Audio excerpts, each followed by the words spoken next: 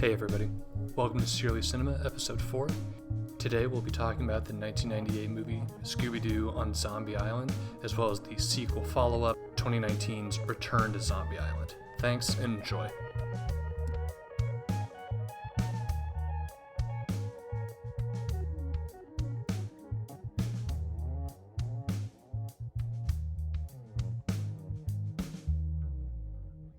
Okay, everybody, welcome to the show. He's headed upstairs to investigate the bedroom with Daphne alone right now. Alex Princeton, welcome to the podcast. How you doing, man? I'm covered in sweat, Sam. Good. That's how we like our co-host, sweaty and ready. He's taking the Mystery Machine off of a 50-foot tall ramp. Gideon, how's it going, man? I'm just rocking in the free world, man. I'm just hanging Okay. out. Like Neil Young, you're rocking in the free world. That's what they say. He's undercover FBI in a movie with a talking cartoon dog. Neil, how's it going, man? I just really wish that you wouldn't fuck up my petunias this way, Sam. Yeah, that's right. And he's hungry. Paul McLeese. My body is ready. Good. Awesome. All right, so we're here today to talk about the, 1999 movie? 98. 98. Scooby-Doo on Zombie Island, a movie that scarred many of us as children. And then we're going to talk about, you guys don't know about this, but we're going to name a movie that, like, we were too young to watch it, and it scarred us, and it scared the shit out of us as a kid. Oh, yeah. And then we're gonna jump right into the sequel, Scooby-Doo: Return to Zombie Island, which we all have watched within, I think, the last 24 hours. So. And that was 2019, I think. Okay, so just a few years ago. Mm-hmm.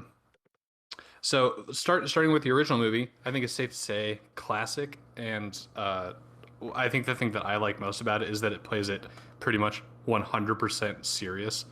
Almost to a degree, it's like, wow, this is kind of getting scary. What do you guys think?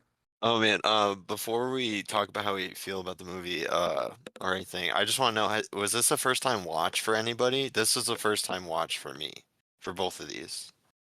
For the original, no. Okay. Nobody Yeah, else? the original, no. It was one of the Okay. only movies my grandmother had at her house. Dang. Yeah, Okay. I had the original on VHS. I wore out the tape as a kid. Okay, nice. I feel like they reran this on Cartoon Network all the time, too. Okay. This one just totally passed me by. Like I watched plenty of Scooby-Doo, the show, but I haven't seen a lot of the movies. I was actually surprised when I went to iTunes to rent Return to Zombie Island how many Scooby-Doo movies there are. It's insane, yeah. Mm-hmm. It's quite a few. Well, I don't think they make new episodes anymore. Like it's a show. It's just every year or two now they come out with a new Series. movie. Yeah. Yeah, Well, and that's or a movie too, yeah. yeah. No, I mean, I think that are we going to mention that Velma exists? But for the sequel, I feel like there was I think that like the animation style was based on what at the time was like the current Scooby-Doo. Yeah. Right, like whatever the current season was. Yeah, like Yeah. Mhm. I think like Fred had like a unhealthy like, series. fascination with traps in it. Yeah, maybe. Yeah. Definitely, I agree with what you're saying. The art style of the two movies is vastly different because they're animated in two different eras of Scooby-Doo. Although I get the impression that the budget for the Zombie Island movie, the original one, was way higher. Like if you adjusted for inflation, Really? it would be like way higher than the Return to. I almost said Return to Monkey Island. That's a PC. That's a PC game. How do we want to do this, Sam? Do we want to celebrate the first movie and all its good parts before we descend into? Yeah. Before we rip the other one to shreds. Yeah. I mean, I love Scooby-Doo on Zombie Island. I think it's super funny, but it's just fun to watch those guys go on an adventure where it ends up being way more serious than it deserves to be. So I guess we start at the beginning. They're on a regular investigation, they're basically like in the middle of a classic Scooby-Doo episode. Well, So- no, hadn't the band kind of broken up, right? They're kind of doing their own things, and it was like a reunion. Well, no, the very opening is them in. Mhm. So number one, Okay, yeah. this is obviously like an alternative America because how many goddamn castles did they investigate? Yeah. Like the 1960s show. I mean, Oh, it's so funny. so they're in a castle and it's like the swamp monster, and kind of tying into like how later it's real. You know, like after they take the mask off, it's like some paunchy real estate agent. But at the very beginning, that dude tears apart a wooden door with his bare hands. Like there's something going on there. Love that. Yeah, All that his real estate agent was on. frustrations. He was on like liquid PCP or something. And Johnson just got the big, promotion or whatever. Mhm. Yeah, Uh, exactly. Then we do fast forward, as Gideon was saying, to this kind of like where are they now sort of montage, which was fun. I thought, Yeah, Yeah. everybody was on to really characteristic things except maybe Scooby and Shaggy. working for Yeah. the TSA. One thing I want to know about Scooby and Shaggy, I feel like they were trying to do a little stoner finesse because Scooby Doo has a name tag that says SD, so it could have been like service dog. Because like in the 90s, like I feel Ah. like maybe not as common. So he's like, yo, this is like just my dog, my service dog. He helps me out. But it's just all bullshit. Yeah, for sure. The question I have to ask about with them doing airport security and just their personal predilections is like how many guns and explosives and drugs made it through while they were focused on like getting cheese and sausage. Like, Yeah, oh my It was God. 1998. So like I mean, Yeah, things so are fine. like you have to ask, like, did Shaggy and Scooby undermine national security and allow for 9/11 to happen? I could Right. absolutely believe that they could be one of the dominoes, that fell. Yeah, somewhere a butterfly flaps its wings, right? Oh my God. And yeah, I mean that's a good question. Did 9/11 happen in the Scooby Doo universe? No way, man. I don't think we have confirmation. That's too one way or scary for another. Scooby Doo, man. There's Dude, there's we no know way. we know it happened in the Mario universe because I just saw that movie and it was in New York and those twin towers were not in the skyline, dude. Like, Mhm. Damn. There's probably a Scooby Doo. Is there a Scooby Doo where they go to New York? there's got to be, right? There's- Dude, there's yeah, one that- where they that go would to make WrestleMania. sense. There's Yeah, one where they go to WrestleMania. Yeah, like with John John Cena's in it and Cena, everything. yeah, or something, and they got one with Batman and shit. It's crazy. I'm taking a note that some week we need to do the WrestleMania Scooby Doo and then watch The Wrestler. Yeah. Sure. Haven't seen either, so why not? Yeah. Okay. So yeah, Princeton just linked to the Scooby Doo wiki where apparently New York City does exist. Okay. Cool. Yeah, I'm gonna just quickly scan these 30 Scooby Doo episodes or other, publications, and I'll get back to you by the end of the show. Mhm. There Okay. Awesome. is the New York Underground is the 18th episode of season 1 of Scooby Doo and Guess Who? Right. Okay. I wonder if they do a crossover with like the Turtles or something. I could see that. There's an episode where they meet the Harlem Globetrotters. Nice. I remember that being a pretty good one. Do you- They also do meet you- Batman. Do you think they'd try to unmask the turtles? Oh man, they would, right? Well, then That's got to be they like tried to do it in Zombie Island, right? Later on. Yeah, literally rip a dude's skull off. Mm-hmm. yeah. Shaggy confirmed killed, like almost would have been a confirmed kill, just decapitated that guy. So yeah, they're working at the TSA, and then they all get back together for this mystery because Daphne has some. Birthday or something. So I Yeah. didn't watch this within Or the her last week. I show, saw it like yeah. a couple months ago. I watched it with Grace a couple months ago. So catch me up. What's the reason that they go to Moonscar Island in the first place? It's because Daphne's an investigative reporter, right? Yeah, she's like an investigative reporter, and Fred wants to invite the whole gang back for like her birthday, which is just them like doing another mystery. Right. She's doing like a feature on haunted America. Yeah, They in tried New to go Orleans. to the Southlands. This brings up something like how old are they in this movie? My guess would be, Yeah. Easily they must be in their late 20s or something. Mm-hmm. Yeah. Like with the original show, I always got the impression that they were like fresh out of high school, maybe college students. Mhm. And then this was like a progression of that where they're out of college now, they're young adults starting their careers. Right. Yeah. And that was something that made me angry about the sequel was that they Mm. like regressed in age to like high schoolers. That I also didn't made know what's me going on. irate. I mean, the level of retconning is shameful. And Yeah. there was like some scene where they lampshaded it perfectly, where they're like, yeah, Daphne did that thing for her school project as a reporter. Mm-hmm. Yeah. I remember reading a conspiracy theory one time that they're draft dodgers, which would put them Oh, in their early 20s. I like I think. that. Mhm. That's pretty good. Yeah. Yeah, that would make sense. I think the original show premiered in like the late 60s, like 67, Yeah. 68. Can So you yeah, believe that would kind of line up. Fred would be a draft dodger though? He's so clean cut. Yeah, Fred is like just an all-American Chad. I mean, let's be he's like the Mark Wahlberg of Vietnam. He would have things wouldn't have gone down the same way if he would have been there. So they get to Louisiana, and then they're seduced at the farmers market by the hottest chick in this movie. The I forget what's her name. Is it Lena? I think Lena. it's Lena. Yeah. And she gets him back to the Moonscar Island, and then there's a shitload of cats there, and a creepy owner, and the Bayou guys, and then there's Crocodile Dundee, and he's got like a war pig. Voiced by Mark Hamill. Yes. Yes. Oh, That cool. is crazy. And what does he say to Scooby and Shaggy when he picks him up? He's like, "Should have let the gators get you," or something. That was awesome. Y'all chase Big Mona away. I hate tourists. This was something that caught my eye, and I let Alex know about this immediately because we watched it together. But it's that they're supposed to be in Louisiana, and their tour guide is a white dude with a Cholo accent. I don't know what that's about. So- Is that the boat guy, the ferryman, or Yeah, whatever? yeah. Yeah, I don't know what his deal was, but No, so I actually looked up the voice actor for that. I just wanted to see like who else had been in what. And I think the character's name is Jacques. And yeah. the guy who voiced him literally grew up in Louisiana. Oh, that's sick. So okay. what is that like? What? It'd be a Cajun French Yeah. accent. Yeah. Real. Mm-hmm.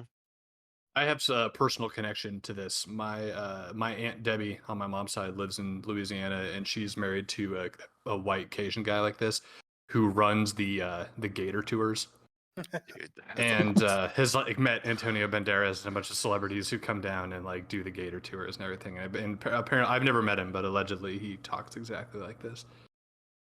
Interesting. Yeah. So yeah, they get to the island, and then shit starts going down. Daphne gets creeped out by like the draft in the kitchen. Scooby Doo fucks up the whole yard immediately. Yeah. Immediately. They're eating gumbo in the kitchen. That looks. I don't think I've ever had gumbo in my life, but man, they make it look good in this And movie. the Dude, you're peppers, missing yeah. out. You got to go get some authentic Cajun food. You can probably find something. Speaking of in the city. Cajun food, I just had Popeyes yesterday, and that was yucky. You gotta get some gumbo and some red beans and rice. Mm-hmm. What did you get from Popeyes? Did you get the Man. nuggets, bro? We were just in the mood for chicken strips from Quick Trip, but we didn't want to like. The only Quick Trip was like 20 minutes away from Grace's work in the other direction, and she was picking up food on the way home from work. So, she didn't want to do that. So I said, let's do Popeyes, and then so we got Popeyes to Uber Eats it over, and we got just the chicken strips, and they were just like, they were like lukewarm by the time we got them. And by the time we were like really digging into them, they were pretty cold. So it was just like whatever. One of those. Yeah, way too much money to spend on mediocre food, but I hate that. Yeah. That's the price for Uber Eats. But anyway, This is something I wanted to highlight. They do like a little in-depth culinary tour of like Louisiana Creole cuisine. I think, and it seems like they're making a point of it. Yeah, Yeah, I like that stuck with me as a kid. Like I never forgot the animation of Shaggy like sucking on the crawfish, getting all the meat out. Mhm. Like as a kid, that stayed in my head. Like I don't remember too much about this movie from when I was a kid before I rewatched it last night, but I remembered that. I remember trying to replicate the massive po' boy that they have just before they leave for the. Yeah, you're right. There's the po' boy in there. They got the I forgot about the crawfish, but yeah, the crawfish. There's the peppers. There's the gumbo. You're right. They really do go on a kind of a culinary adventure of that particular region. So when does shit really start going down? It's when Daphne feels like there's a draft, and then they find the footage of Morgan Moonscar on the camera when they play it back, right? He's like Yeah, I think scraping the wall like with his Mhm. sword, yeah. And they talk about how the house might have been built by like some of Morgan Moonscar's like boat, right? Right. Okay. Uh, was it Maelstrom, right? Yeah. That's what the Yeah. word they find. And, Yeah. and then they like pretty soon after that, like the sun starts to set, and Shaggy and Scooby go out into the woods, and all of a sudden there's like, honest to God, John Romero's zombies out in the woods. Yeah. I Right. just remember like they're drinking swamp water, but then it's revealed that that it's not just swamp water, it's corpse water. Like Ugh, Oh my god. horrible. That's like some Green Inferno shit. This is getting dark. So Yeah. It does get surprisingly dark. Like even yeah. them ripping the zombie's head off, like if this was Walking Dead or some shit, that would be a horrific scene. Mhm. But it's it's Scooby Doo. Yeah, it's okay. It is funny how they walk a line between like, because this is Scooby Doo, it's totally okay. Like Yeah. it's like a horror movie for the whole family, and they've just Yeah. been getting away with it. Yeah, and I would have gotten away with it too. Anyway, so yeah, things start to pop off in the woods, and this is about the time we get the best song in the movie, the Terror Time Yeah, that was song. What I always tell my brother is my favorite Avenged Sevenfold song. good. That's awesome. I don't know. It just, there's something about that song that just slaps. Oh That my whole God. sequence when they're running from the zombies is pretty much awesome. Yeah, and the zombies look great. All the animation, everything, they look really awesome. I think this movie looks so much better than the new Return to Zombie Island movie. Like the color palette is so much more muted, and it's lots of like dark greens, and like the difference is just in Shaggy's outfit, right? Like in the new one, Shaggy's got his like nuclear green shirt and his like almost red pants. Yeah. But in the old one, it's very muted, and I think that reflects the kind of the tone of the movie a lot more. I like the scene when he's dressing and he's like, "I gotta look nice for dinner," and he pulls out a suitcase with all the same outfits. That's a very cartoon, Yeah. cartoon. trope. Yeah. and they also like make a joke of it where Fred like puts on the ascot for just a second. He's like, nah, we can ditch the 40-year-old fashion. That's so Yeah. funny. Yeah, dude, I love the ascot. I'm not gonna lie. It's such like an integral part of his whole deal. So yeah, things start going down, and then when's the first time we run into the cat people in this That's movie? like at the last 15 minutes of the Okay. movie. Yep. Yeah, everybody gets chased around a while, and then they fall into this. It's a pretty short movie, right? It's like Yeah, 70, it's like 80 minutes. minutes. Yeah. They fall into this hole, and then the real serious shit starts to pop off, where people start transforming into werecats, and these transformation sequences are 10 out of 10. Oh my god. This game is rated M for mature, or rated M for mommy. Why did you let me watch this movie? Like just horrific. Dude, stuff. they're going Super Saiyan 3 in that bitch. They're fucking going off. They're getting their muscles going. They're ripping their clothes. You're like, shit, Scooby. Like, it's about to go down. Yeah. And the one that freaked me out the most as a kid was like when Shaggy and Scooby run back to the boat, and then the boat guy turns into a cat too. I remember particularly like having reoccurring nightmares with that freaky boat cat guy thing. I mean, that's a pretty mature. Go ahead, Neil. I was just gonna say that Jacques looks all dumpy, and he's got the dad bod going, and then all of a sudden when he's Catman, he's fucking. Oh my god. Yeah, he's daddy with a capital D when he's a Catman. Dude, he's zaddy when he's the Catman.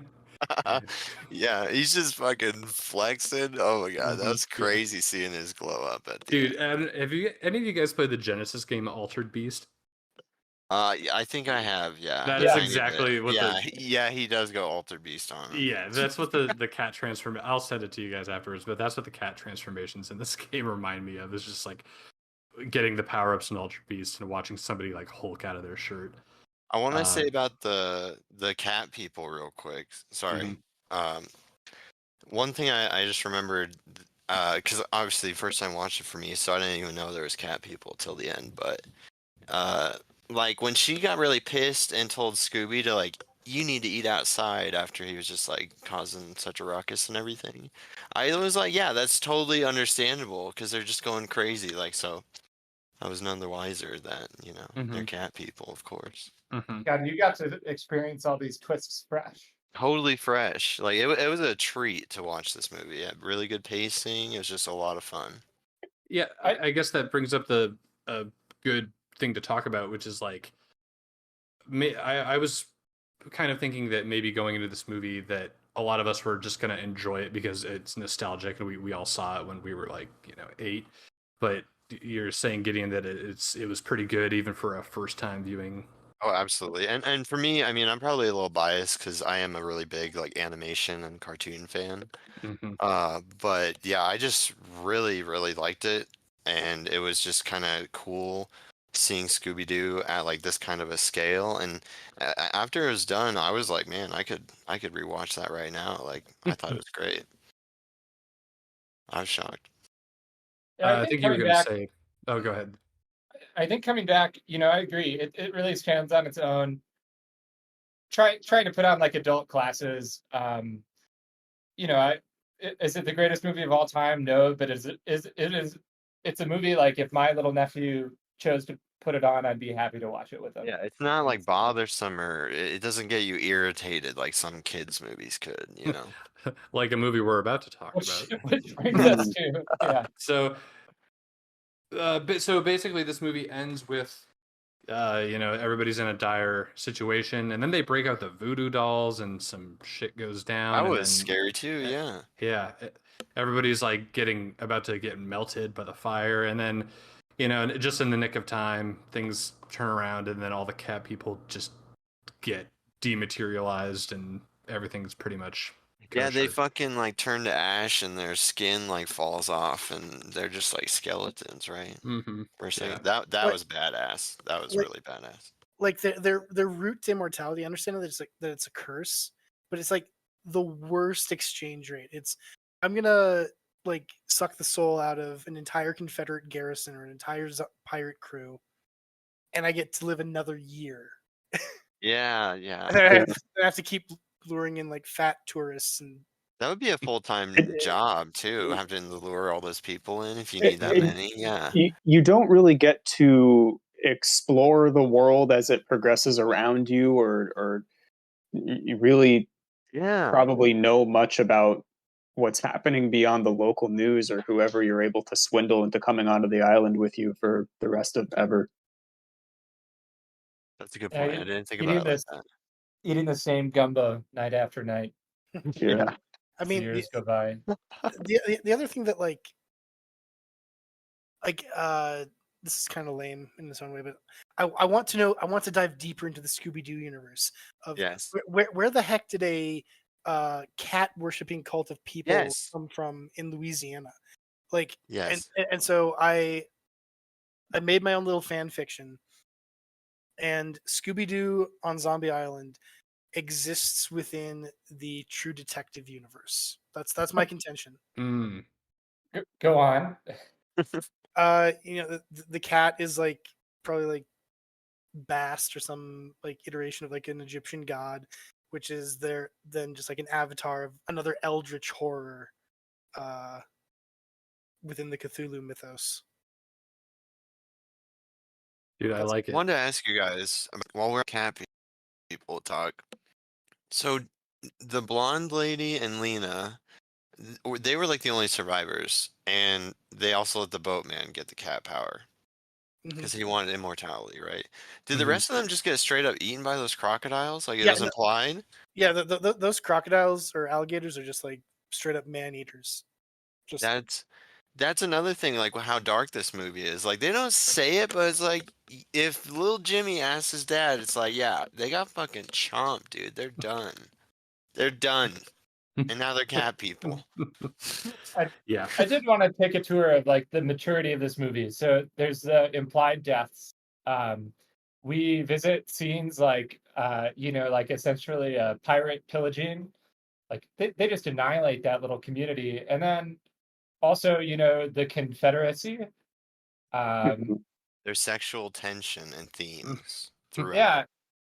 Yeah, this movie like doesn't really like hold your hand. I don't know. For a kids movie, it has all those like little things for adults to kind of pick up Mhm. on and add to the horror. Mm-hmm. Or Yeah. even like Fred and Daphne's relationship. I was like, at the Mhm. beginning of the movie, I was like, okay, they're dating, right? Because they, pan the camera. Oh, let's clap for Fred. He's such a nice. It seemed like boyfriend or whatever. But then he's talking about how Lena's so cute. I'm like, what is going on? There's Mhm. something more here. There's a mystery here. Mm-hmm. Let's not sleep on Velma and Bo either. Yeah. Is Bo the FBI Gardner guy? Or Yeah, is that his name? Did I get that right? Yeah, I pretty think sure. you're right. Yeah. I don't remember. I don't remember two them having movies like. kind of blended together a little bit for me. I think don't at the rem- end of the movie, there's some implied, yeah, it's like, oh, I love detective stories or something. Oh is yeah, that- yeah. Okay. And even when Velma's like being levitated in the kitchen the first time, I'm like, she's wearing a short skirt, guys. Like, Mhm. you're Yeah, giving a little people bit of a. ideas. She definitely has like a little bit of a Marilyn Monroe moment there in the kitchen for sure. Yeah. Velma kind of a low key baddie. I'm not gonna. She conceals her true power level, but that's part of the appeal. Okay, so This Sam, you'll appreciate this. Um, the guy who voiced Bo in the movie was also the voice for Liquid Snake. You know what? Now that you say that, because I was just thinking in my head, I was like, who the hell voices Bo? Because I remember his voice being familiar. But yeah, you're right. That is definitely Liquid Snake. Brother. I mean, among many other roles, I just Mm-hmm. have to throw that at you, Sam. Yeah. What's that voice actor's name? Cam Clark. Okay. Yeah, that sounds familiar. Okay, so what else do we want to say about I the think original Paul had Zombie Island? something. I was going to say this movie reminded me, and this actually is another scene in the movie that irked me a lot as a kid, and it's not that scary compared to any of the others. But quicksand. I Yes. remember watching the movie as a little kid, and they drop their video camera in the quicksand and they lose it. And I remember thinking as a kid, like they had footage of zombies and werewolves and cat people, and they just lost all of it in the quicksand. It made quicksand seem a lot scarier to me as a kid, and also I don't know, it just made me feel like, damn, they had all that on tape and it's gone now. And I feel like the movie really like kind of glossed over that a little bit. It was like, oh, now they don't have the camera anymore. But Mhm. I don't know. That's fair. The one thing I wanted to point out about that camera is that like this is like late 90s, like shot on film. So like if they had ever taken the tape and produced it correctly, there's going to be that annoying like sound of like the fan in the camera going the whole time. Mm. Let's see. I do have kind of a little list of some things I just noted from the first movie. I'm pretty sure this might be in the second movie, but I think Fred says treasure instead of treasure, like a Yes. lot. Yes. And that was awesome every time to hear it. Treasure. Uh, he says we should do a section on Lena's pecan pie. It's supernatural. I thought that was hilarious. Mhm. There's like a scene where I think Lena is like showing Fred his room and Daphne, but she's not really paying attention to Daphne. And there's like a fade, and Daphne is just like kind of in shock, and it's on her face and it just like fades away. So I'm Well- just gonna call that the Daphne fade. Well. In that sequence, like it's like a literal thirst trap moment where like Lena's like silhouetted by the setting sun as she's showing Fred the room. Like again, like nothing like sexually explicit, but it was like Yeah, there's that's true. I there's didn't something think going about on that. here for more than like your average 8-year-old. Yeah, and then let's see. So just like some good one-liners, like when Daphne's talking about her show, she was like, oh yeah, you're going ghost to ghost. Like that was funny. I think the best one-liner was I think Shaggy. He's getting chased by Mojo the pig or whatever, and he says he's not gonna like get hit by 1/3 of a BLT. I was like, that was amazing. That was so good. So I really like that. I think that is everything I have for my notes for the first one. Yeah, and I think was this the first of the full-length movie Scooby-Doo movies, like the animated I'm not sure about full-length that. ones? I think that there was like not necessarily a trilogy. Like I don't know how closely they're tied together, but there was this one, and then there was like the Witch's Ghost with Tim Curry, Right. and then the one with the alien, and then That's there in was like 2000. and then there was like a fourth one with like Scooby Doo in cyberspace, and it was just like a drastic drop off in quality. Okay. Okay, so I'm taking a look now, Sam. It looks like in the late 80s there was a series of Scooby-Doo films. Yep. The Boo Brothers, Ghoul School, Reluctant Werewolf, Scooby-Doo in Arabian Nights. Interesting. The Reluctant Werewolf is probably what would hold the record for me from the thing that I rented from Blockbuster the most times as a kid. Okay. I love that movie. It was basically like Scooby or Shaggy gets turned into a werewolf, and then for some reason has to race in this giant Mario Kart race thing to not be a werewolf anymore. It was pretty sweet. I do remember that. That is deep in the recesses of my Yeah. adolescent memory. I do have one small shout out I almost forgot about. I wanted to shout out the voice actor Mary Kay Bergman who did Daphne. Apparently in 1999 she committed suicide. And Oh. the last I think Scooby-Doo movie she did was that Alien one from 2000. Weird. So that's a bummer. I think she was also on South Park. I think she was one of the prominent female voices when it was in its early goings. As far as I can tell, Fred has been voiced by the same guy since pretty much Yes, the original series, Frank Welker. I looked that up too. Wow. But the other ones have changed around.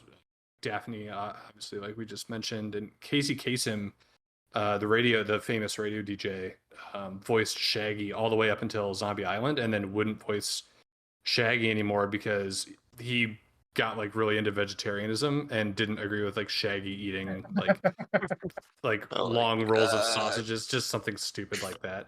Well, so I mean, the alternative then is that you have Matthew Lillard, who I think he was in the James Gunn live action Scooby Doo's, but then Mhm. he's also the voice actor for Shaggy in the sequel. And then I think there was like a lot of uproar when he was like sort of unceremoniously not Shaggy anymore, but like he was perfectly cast as Shaggy. Mhm. But in the James Gunn movies, I think he's a vegetarian, but he's still able to. He works with it. He's able to like work it into the character. Yeah, like didn't lose the essence of it.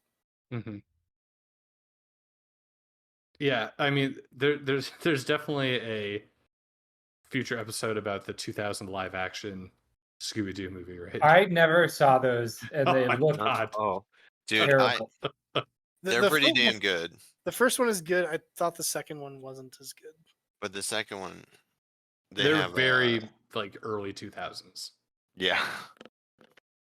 Man, I need to rewatch them. Those are some that I've seen a few times, but I get them confused. You know, I get mixed up.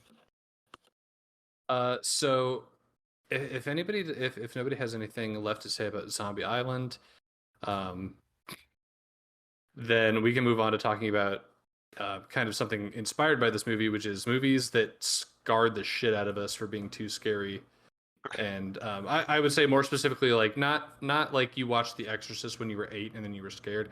That's perfectly natural. But I mean like scary, like kids movies that had things in them that were way too scary. Does anything come to like? I know somebody in here mentioned like the robots from Wallace and Gromit. I have a distinct memory of watching the second Mummy movie at a friend's house, Mm-hmm. and like in retrospect, like the Brendan Fraser mummy movies are amazing and just good, campy fun. But there's a sequence in the second one where they have these like pygmy uh, zombies, like they're like 2 feet tall. They're almost like monkeys, but they're supposed to be people, and they're just like massacring this like Egyptian cult, Mhm. and it just scared the crap out of me. And I watched it at a friend's house one night, and I had to go home. And Dude only lived like a block and a half from my house. I sprinted the whole way in the dark, just like nope, nope, nope, nope, That's nope, awesome. nope. The one that pops out for me is being at my grandma's house 3 houses down and having the TV turned on and Tremors was on TV and just being scared shitless by the what are they called, Neil? Graboids. The graboids, yeah. Because that seemed like such a real tangible threat. Like, I'm not going to hear it coming or whatever, and it's just going to pop out of the ground and just snarf me up in one bit. So yeah, I would say like Tremors, or I remember seeing an early commercial for Pirates of the Caribbean when that was coming out, and just being like a year or two too young. And the commercial was what's the who plays Barbosa in Pirates of the Caribbean? It's famous actor. What's that Jeffrey guy's- Rush. Jeffrey Rush, yeah. Jeffrey Rush steps out of the darkness and into the moonlight, and he turns into a skeleton. And he's like, "You must start believing in ghost stories. You're in one." And I was just like shat my pants in terror, and I was like, would not have anything to do with Pirates of the Caribbean after that. And actually, Gideon and I became friends because I think did you move to Muscatine in like second or third grade? Yeah, I started I think I don't know exactly when. I think I got to Muscatine when I was like 4, but I was Okay. like homeschooled for a while, or I went to I different see, okay. schools, but we met up in like 3rd grade. Yeah, so it's like Mm-hmm. second or third grade, and Gideon like invites me to his birthday party, and I remember getting the invitation. It was pirate themed, and I was like, "Oh no, are we gonna have to watch Pirates of the Caribbean?" And thankfully, that isn't what happened. That would have been a problem for me. Let's just put it that way. Dude, that's I so remember funny. going to my mom with that invitation to be like, "What if they watch Pirates of the Caribbean?" That's so funny. Yeah, so there's a little Sam Gideon lore. That's awesome. For us right there. So, anybody else have any suggestions of movies that scared them? Yeah, I'll do a quick shout out. I think Twister spooked me a little bit, especially living in Iowa. Yeah, Mhm. bro. Damn. And I probably didn't see it until the 2000s. And then I actually think, like Agent Smith in The Matrix really scared me, and I'm a little too young.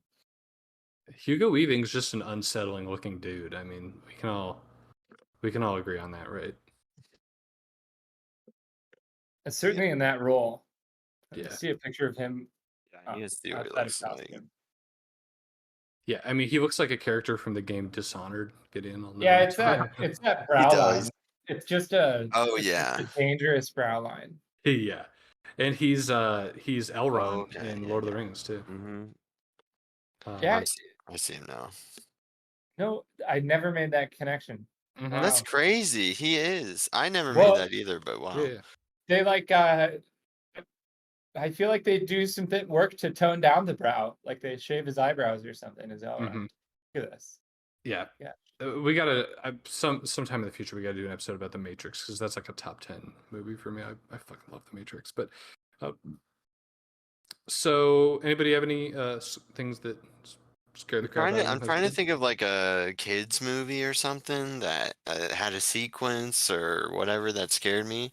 But honestly, the only thing that's coming to mind is, for whatever reason, I'm gonna put my dad on blast, but I was watching like Black Hawk Down, like 10 years old or 9 years old. And I remember some really violent scene happening, and there's like blood like shooting out of this guy's leg. And I turned to my dad and my brother I was watching, I was like, "Oh, at least it's just a movie, right? Like it's not real." And they just like gave me this look of horror, like, "No, this went bad, bro." I was like, and I had to walk away. Yeah. I haven't seen it since.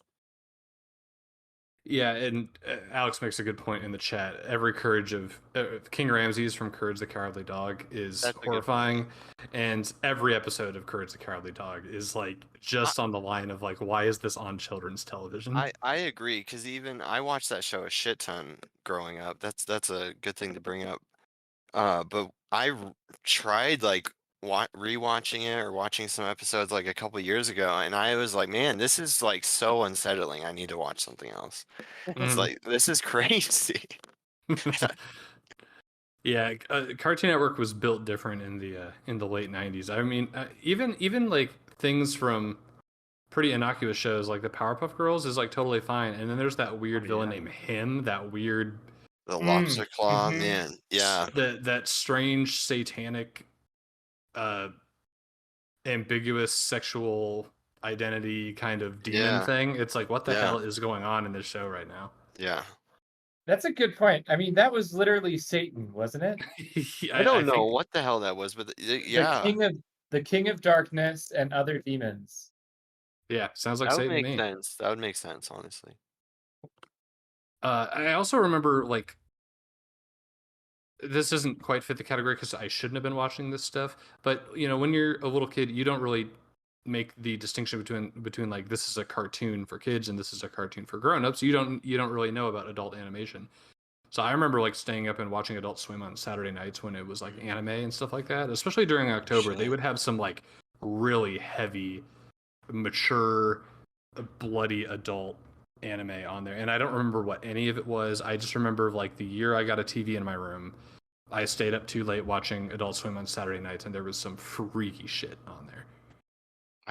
That reminds me of I didn't know what it was really at the time, but I was like flipping channels and I saw that like boar scene from Princess Mononoke where they're like the demons or they're like bleeding like out of their mouth or whatever. And that was horrifying. I would agree, like similar feeling of just like discovering like adult animation. Like that made my stomach just churn with how gross it looked. Yeah, sure. Or like you're watching Princess Mononoke and it's like fairly innocuous. It's going along fine. You know, they're fighting evil, whatever. And then he shoots that arrow and it decapitates that guy, or like gets that. It just blows that God, guy's arms off. It's like holy shit! Like this is Yeah.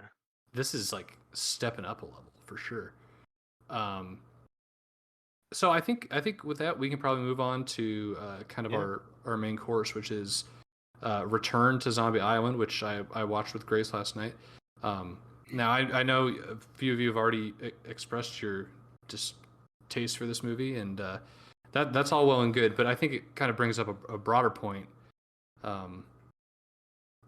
that sometimes my liking of a movie is influenced heavily by who I watch it with.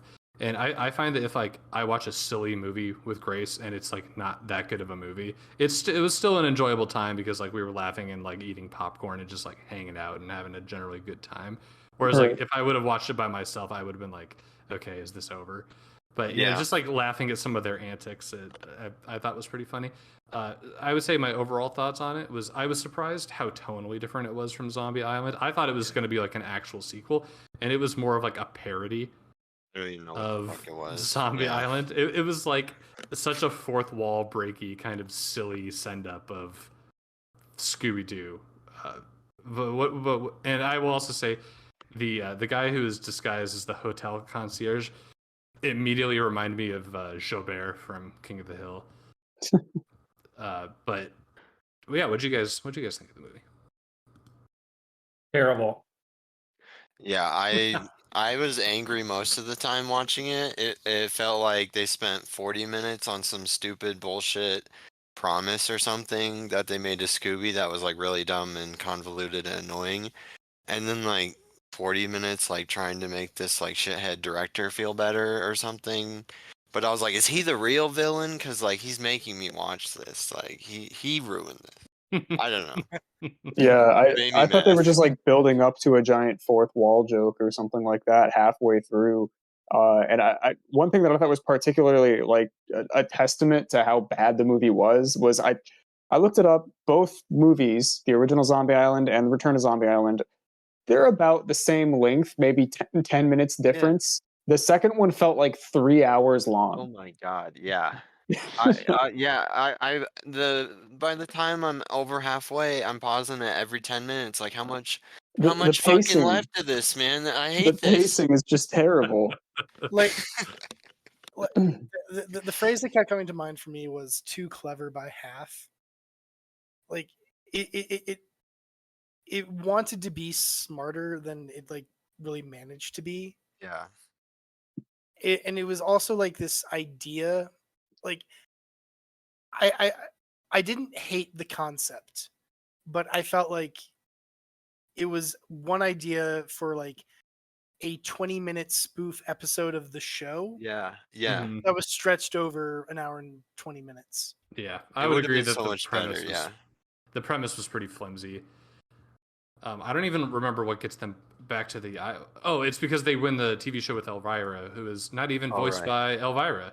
Oh, No, yeah, really? she is. No, she's voiced by Oh, Elvira. she I is? looked it She up. is? Yeah. Okay. I was gonna say that's probably the only redeeming quality of this movie is it's cool that Elvira had a cameo in it. Mm. Let's see here. My, like, Cassandra Peterson is the. Okay, you're right. I forgot that Elvira's real name IRL isn't Elvira. That was my That's mistake. awesome. I apologize for being a stupid person. the thing to me that really I question is that like I could have seen like, so the original came out what, 98? Yeah, 1998. Yeah. And I could have seen like 5 years later Yeah. you make the sequel as like a cheap cash grab. Right. You could have gone down the route of make another good movie, but I get the idea of the cheap cash grab. Oh, it's the return to Zombie Island. But this was made 20 years later. Yeah, and they barely even do anything really related to Zombie Island because Well, I half mean, the time they're fucking around with all this other shit I don't care about. but like my question is like, who is the target audience for this? Yeah, I don't I know. have thought about this too, Neil. It can't be us because they retcon and destroy the entire Yeah. first film. But then the plot is so convoluted and complex that I can't imagine it would appeal to a young child, And which is like reflective of the quality of the story and cartoon. I don't know. and again, like the average 8-year-old watching Scooby Doo, like you pick this up off the shelf, or I guess, oh my god, Or you saw the first one. Oh, there's the Well- second one. well, no, but the thing is like the average 8-year-old today or Mm. in 2019 probably hasn't seen the original Scooby Doo on Zombie Island because it was made Okay. 20 fucking years ago. Yeah. They probably don't even have the cultural context of Scooby Doo. I mean, like we all grew Yeah. up watching the '80s reruns. Mhm. It doesn't make a lot of sense to me. You think about like that writer's room or like the decision to make and go forward with this film, and I don't know. I'm kind of incredulous. I can Just only like a conclude weird that nostalgia grab. the budget was pretty tight, as you mentioned. I thought that showed in the music selection, which are like Oh, these incredibly like generic B like 80s, 70s jams. dude, I don't know. I was gonna say my least favorite part of the movie was like I was enjoying it like well enough, but when that Beach Boys, like the fake Beach Boys song, Yeah, comes and the on, montage. Yes. I was like, oh my god, this song sucks. This montage sucks. Get me out of this movie. Like I was ready to be done as soon as that shitty Beach Boys song came on. I mean, just one other thing to add is that again, just like this weird disparity between modern viewer and us who have remember this the prequel from our childhood is that they had so many like shot for shot references. Yeah, or like Like- like- even like HD scenes that they Like- redid. Like the opening sequence is like same composition of zombies like moving towards the gang or the cat monsters, but done in like the newer style, which I don't 2 points. Watching the credits of the prequel, Mhm. like all the animators are Korean, so I think this was like Oh, made in really? Korea. Yeah, I noticed that too. Oh shit. The same way that I think that Venture Bros is. And you're And talking about the original, you said? no, the prequel. Or would it be the The sequel? sequel. Or yeah, sorry, the sequel. Yeah, the Return to Zombie Island is like all Korean animators. Okay. Which is this, and I'm confident because I think that they're all Hanna-Barbera is owned by Warner Brothers? Warner Brothers, which owns Adult Swim. Like that's how the show Venture Bros gets away with so much stuff, is that the parent company owns all that. Oh, right. Okay. But it's like in the Venture Bros it works, but comparing, Sam kind of talked about like the coloration, but the new one is like both more and less detailed, and I Mhm. can't describe it. Yeah, like the backgrounds and stuff look really nice, and even where the food is with Shaggy and Scooby, but yeah, it's like bland. There's something wrong. There's no like flavor to it. I would say what I would chalk a lot of that up to is that the original movie is I don't want to say shot like a movie because it's not like they were on location shooting it, but the cinematography, like the camera angles they choose to draw, are very cinematic and movie like in nature, and the sequels framing and animation all looks like they took whatever the computer program they used to make like the Scooby-Doo television show and they just repurposed it to be a movie. You could imagine they already have like all the rigs for all this animation set up Mhm. to be like a very basic episode with very like wide shots, and like there's like a lot of close-ups on characters in the original Zombie Island, and I and like low angles and like really filmic kind of stuff, and in this it just seemed like an extended 80-minute long Yeah. episode of like the shitty TV show of like whatever's on Cartoon Network right now for Yeah, Scooby like Doo. that series that was ongoing at the time. Yeah. Um, I actually thought when I was watching this that Velma was voiced by Louise from Bob's Burgers. Huh. It sounded exactly like her, but it turns out it's Kate McCucci. Yeah, from that music duo Yeah, and a few other things. yeah, What's Garfunkel and Oates. She was in Scrubs. Mm. Yeah. Oh, okay. Yeah. I will say I hated Velma also. I thought she was annoying as shit Oh, in this movie. dude, but when they first get in there into the mansion and somebody's like, well, you could investigate that if you were to be solving mystery, and at that point she still hasn't broken the promise yet and she just bangs her head into the wall. That part really made me laugh. Oh my god. I don't know, Right. maybe I'm an easy mark for a physical comedy. No, that's fine. So let's do some like highlights or like any bright spots. Like I will say I found Fred's inexplicable horniness for the mystery mobile like pretty incredible. I love Yeah. that. That was so good.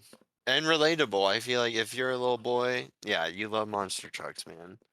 You can get behind that. Yeah. Yeah, that was pretty good. I like Chad Fred, like the stunt double that shows Yes. up. That guy was like, most of the good stuff in this movie actually just surrounds Fred because he's such a Yeah, great. honestly. He's just like he's fun to make fun of. Yeah. I'm trying to think. I don't know. I feel like my brain just was like delete, delete, delete as soon as the Like credits are rolling. every demographic has their own mark in this movie, right? Like kids are gonna like Shaggy and Scooby, and like us older lame white guys are gonna think all the lame Fred humor is really funny, and then Daphne's just there, and then Velma's for the lesbians. Okay, so the one thing that perplexed me about the sequel is that, so like for our viewers, the premise is that there's a movie maker who wants to recreate Scooby-Doo on Zombie Island, but filmed this time so that he can release it as an actual movie within the Scooby-Doo universe. Mm-hmm. Yeah, I didn't really But understand what his motive was. he wanted to make a movie. And he was gonna do like found footage, like his Blair Witch. Well, Mhm. then we find at the end of the movie that he didn't really care, and he was just after the money because he walks out of there like Little John in the Robin Hood Disney movie. So But so like they demask the zombies who aren't real zombies. Now it's people in masks. Uh, Meanwhile, there's another group of people who have dressed up as cat monsters to scare people off the island so they can find the treasure. The treasure. But there is a fourth cat person who isn't captured with them, and they're like, "What do you mean the fourth person? There's only 3 of us." And this cat person seems to have supernatural powers, and Velma like writes them off. So I guess that there was a fourth cat person. Is that just sequel bait? I read that as sequel bait. I read that as them not entirely discounting the first movie. Like, am I wrong in that? Because like I read going into this that this movie is all about explaining like how the original movie was like totally full of shit. But that was my interpretation of like the cat person at the end getting away and them not explaining it was basically like, yeah, some of that stuff in the first movie was pretty crazy, but we're just gonna leave it unexplained. Yeah, it just seemed strange because like the sequel doesn't like do anything to disprove the first movie, except that because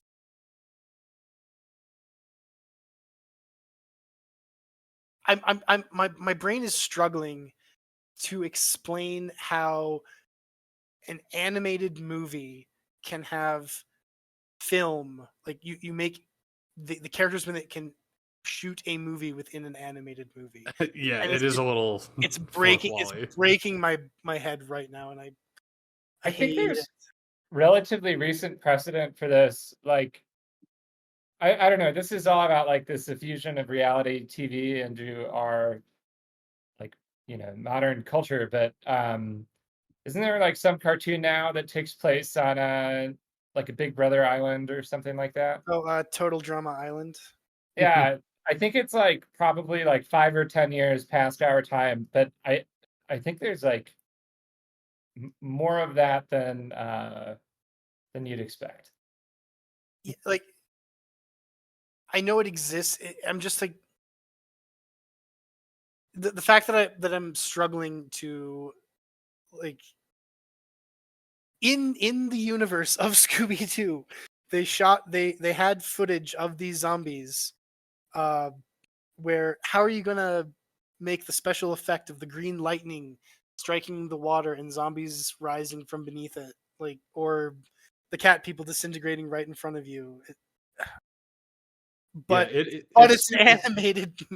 it's too confusing for a children's movie for sure. Like if if you're tying yourself in knots trying to figure this out, surely some poor kid somewhere is has it just as bad, or maybe they just watch Shaggy and Scooby like trip over things and run from monsters, and they're just having a grand old time. The average kid isn't thinking about this. I agree though with Alex's take that it's very confusing like who the audience is for this movie because it's like too smart at points and too confusing to be a great kids movie, and then it's like, but it doesn't really serve what made the original Zombie Island great, so it's hard to think it was a total nostalgia grab. Yeah, even the title is just like, did you really have to name it that? Like it could have been something else. It feels like. Yeah, I would. Let agree. me Maybe this is a nice bow to Neil's point about castles at the beginning of our podcast. But one thing I thought watching both of these films, it just occurred to me how utterly preposterous the premise of Scooby-Doo is. I mean, even take out the talking dog, but that like there are all these criminals and they think the best way to hide their crimes is to fabricate and impersonate a monster. Right. And they're Well, also like in a castle. Like, why are they in the castle too? Like, this is actually something I brought up watching the movie last night. Like in the little prequel bit at the beginning of the movie, when that like there's the werewolf, and then they capture it and they pull off the mask, and it's like, oh, it's Old Man Withers or like whatever. And then the Fuzz shows up, and they've got him in handcuffs, and they drag him away or whatever. It's like I don't know if Old Man Withers did anything that's actually against the law. Like I don't think dressing up and scaring teenagers is actually illegal. Like it just kind of struck me that like I don't know if a lot of what Scooby-Doo villains do necessitates like calling the police and getting somebody charged. I mean, like so, like in the opening sequence with the swamp monster in the castle, his actual crime is that he's counterfeiting money in the basement of the castle. Okay, right, because he's got the green ink on his hand. But like, did you need the castle and the swamp monster? I'm going to That's hide my awesome, dude. I'm gonna hide my white collar crimes by like creating a local legend and doing it in this incredibly conspicuous place. I don't know, Yeah. man. That's kind of cool though. Like I kind of respect the grift on that one a little It bit. Like it's almost like the evil version of like the guy who dressed up as like Batman and went to hospitals. You know, it's like he's doing crimes and stuff. mm, Imagine what happens next. Like they're interrogating Old Man Withers in his half costume and like just saying like, where did it go wrong, man? Like, how did it come to this? I don't know. yeah. I want to see that movie. Old Man Withers is in a cell with like some guy who got picked up for selling drugs, and he's just holding the mask in his lap. Mm-hmm. Yeah, that's like Batman villain origin story. And same universe too. I mean, they've already established that Batman and Scooby Doo exist in the same universe. At least as the Adam West. Oh God. Batman. So, any final thoughts on Return to Zombie Island? Yeah, I did can we like- watch a good movie next week? Yeah, for sure. Yeah, I was, when are we going to talk about the Grand Illusion? well, yeah. I mean, Oh, wait, sorry. Alex said a good movie. Yeah, Damn. I kind of agree with that one. But yeah, we can like after this we can stop the podcast and we can talk about what we want to do next week. But I'm trying to think of remaining things from Return to Zombie Island that I thought were notable or that I liked. I thought jumping the mansion in the monster truck was pretty sweet. That was badass. I'm not That gonna was lie. definitely badass. Yeah. Well, I do have one quick question. Just we haven't heard from Paul lately, but he's the only one of us who really has experience with voodoo and the occult. How Wait, what? Tell me more. Yeah. Like where do you find other sources of voodoo cat people? I don't have any experience with voodoo or the occult. Let's see. Yeah. Well, what were all those? I understand you have to say that on the podcast. Yeah. We understand. We'll pick your brain later. Yeah. I mean, you say you don't, and then I walk into your room in the Searly house, and there's a giant pentagram and candles all over the floor. So Look, that was never mind. okay, so I think we'll go ahead and wrap this episode up. If nobody has anything they want to say about Return, Two small things. I will say Okay. a positive. I did like, for the most part, kind of like what Alex had said. Like it does look good. I like the HD style and the art style itself because I watched this through the Boomerang app. You know, it's all Mhm. coming back to you. I was watching it through that, and I was just seeing so many ugly Scooby-Doo series I'd never heard of. And this one, I felt like it was just like a nice HD style of that 90s artwork almost. Mhm. I just kind of wish they had done a little bit more with it. And then I think this was in relation to the director, two things about him. He called himself like a Hollywood weirdo, which gave me like Bill Cosby or Weinstein vibes, and I don't Right. know why he was identifying himself as that. And then also, I think he was like longingly looking out the window, like talking about wanting to make this movie, and he's like, "Oh, there's like nothing else like it." And he gave me such like immense like you're grounded, no Fortnite energy when he was saying that. And I was like, shut the fuck up. Sam, yeah. there's our new title. You're grounded, no Fortnite. Pod. I think Velma did that too, where like that's why I also like was just annoyed by her. She was like, "There's nothing else like it, like solving mysteries." Or I'm like, "Shut up, just You figure it out, guys." Like dork. I don't know what you're doing. Mm-hmm. Yeah, but that's it. Mm-hmm. Okay. Anybody else got a hot take? I'm just looking this up. I want to read my favorite Rotten Tomatoes review for this movie. Okay, got it. Here it is. I'm just gonna read two. Number one is a half star. Stupid and makes the Scooby Gang worse than ever before. We have had some bad shows, but this takes the cake. Do not watch. And then just below this, 5 stars. Iconic and beyond reproach. I am gay, and this movie was made for me specifically.